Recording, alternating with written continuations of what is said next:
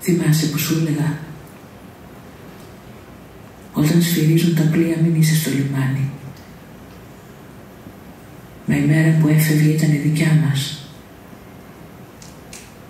και δεν θα θέλαμε ποτέ να την αφήσουμε.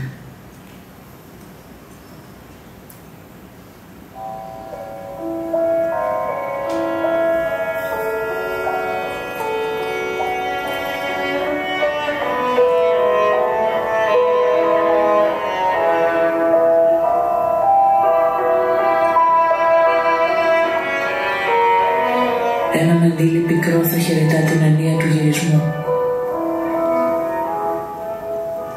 Και έβρεχε αλήθεια πολύ κι ήταν έρημη η δρόμη, με μια λεπτή, ακαθόριστη χινοποριάτικη γεύση. Κλεισμένα παράθυρα και άνθρωποι τόσο λησμονημένοι.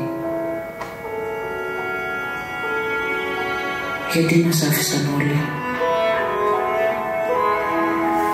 Γιατί μας άφησαν όλοι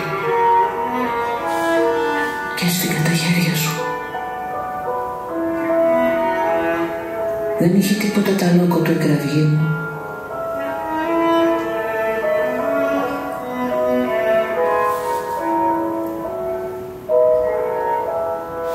Θα φύγουμε κάποτε αθόρυβα και θα πλανηθούμε μες στις πολύδουμες πολιτείες και στις έρημες θάλασσες, με μια επιθυμία φλογισμένη στα χείλια μας. Είναι η αγάπη που γυρέψαμε και μας την αρνήθηκαν. Ξεχνούσε στα δάκρυα τη χαρά και τη μνήμη μας, χαιρετώντας λευκά πανιά που ανεμίζονται.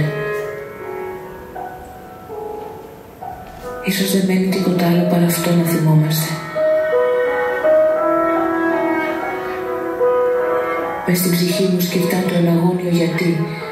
Ρουφώ τον αγέρα της μοναξιάς και της εγκατάλειψης. Χτυπώ τους τοίχους της υγρής φυλακής μου και δεν προσμένω απάντηση.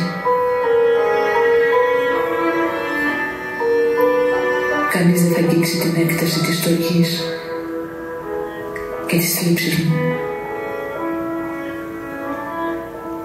Και εσύ περιμένεις ένα γράμμα που δεν έρχεται. Μια μακρινή φωνή γυρνά στη μνήμη σου και σβήνει.